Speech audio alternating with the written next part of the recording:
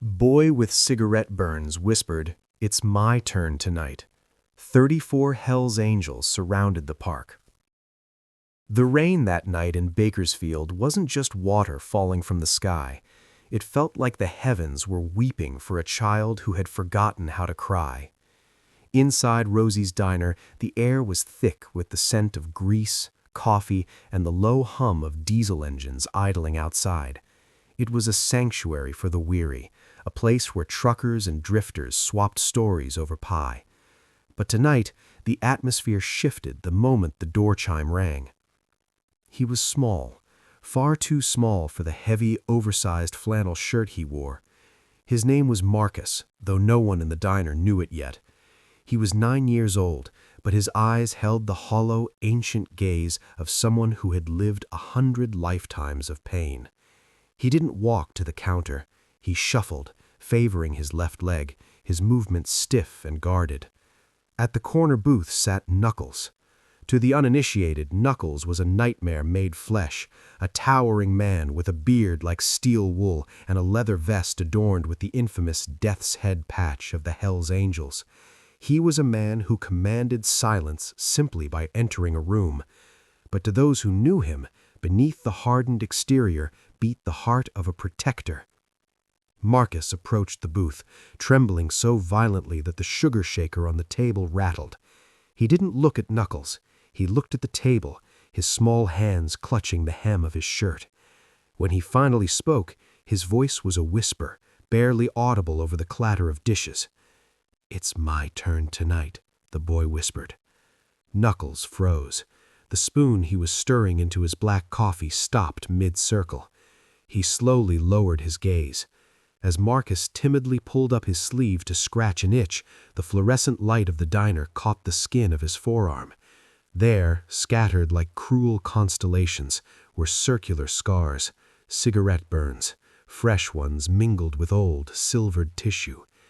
The phrase echoed in Knuckles' mind, chilling his blood. "It's my turn tonight." It wasn't a request, it was a resignation.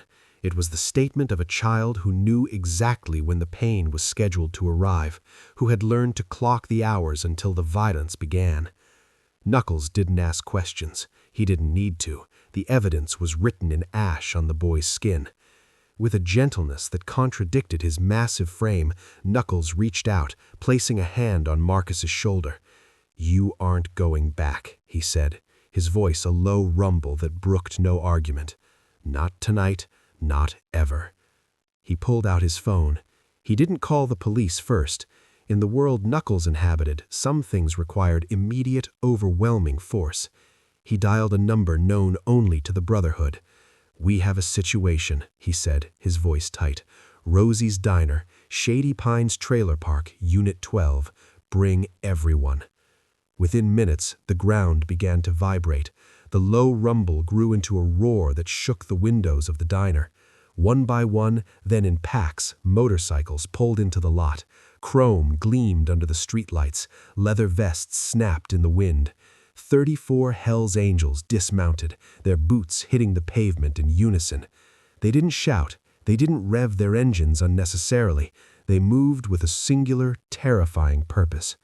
They formed a phalanx around Marcus, a wall of leather and muscle shielding the small boy from the world. Then they moved. A convoy of 34 bikes tore through the rainy streets, heading straight for Shady Pines. The residents of the trailer park peeked through their curtains, hearts pounding, as the bikers surrounded Unit 12. They didn't break the door down. They simply stood there, a silent, intimidating jury. Knuckles stepped forward and kicked the door open. Inside, a man named Miller sat on a stained couch, a beer in hand, confusion turning to terror as the room filled with giants. Miller tried to stand, to bluff, to reach for something, but he was instantly swarmed. He was dragged out onto the wet gravel, forced to his knees before the silent circle of bikers. It was then that the red and blue lights flashed at the entrance of the park. The Kern County Sheriff arrived, sirens wailing.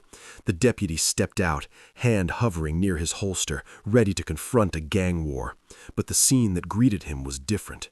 Knuckles walked over to the sheriff, pulling a small digital camera from his pocket. He showed the officer the photos he had taken of Marcus's arms, his back, the cigarette burns that mapped a history of torture. The sheriff's face went pale. He looked at the broken little boy sitting safely on the seat of Knuckles' bike, wrapped in a leather jacket, and then back at the monster kneeling in the mud. The sheriff looked at his dash cam, then at Knuckles. Slowly, deliberately, the officer reached up and turned off the recording device. He keyed his radio, his voice crackling with static. "Dispatch, this is Unit 4. Radio is acting up, losing signal. Going to be unavailable for approximately 20 minutes. He clipped his radio back to his belt, nodded once to Knuckles, and turned his back. Those 20 minutes were not spent in blind rage. The Hells Angels did not destroy Miller, they broke him. They ensured that every ounce of fear Miller had instilled in Marcus was returned to him tenfold. They made sure he understood that his reign of terror was over, that there were forces in this world that protected the innocent with a ferocity he could never comprehend. By the time the sheriff fixed his radio, Miller was a sobbing wreck, ready to confess to everything, ready to beg for a cell where he would be safe from the men in leather. Miller was arrested shortly after, charged with aggravated child abuse and assault. He would spend the rest of his life behind bars, far away from any child he could ever hurt again. But the story doesn't end with justice. It ends with hope. Marcus didn't go back to the system that had failed him. Knuckles and the Brotherhood pooled their resources. They found a foster family in the next county, a couple who had lost their own son and had rooms full of love but empty of children. They were vetted, not by social workers, but by the Hells Angels themselves. Today, Marcus is safe. He attends school, plays baseball, and laughs, a sound that once seemed impossible. And he is never alone. On his birthday, on Christmas, and on random Tuesdays, a convoy of motorcycles often rolls up to his driveway.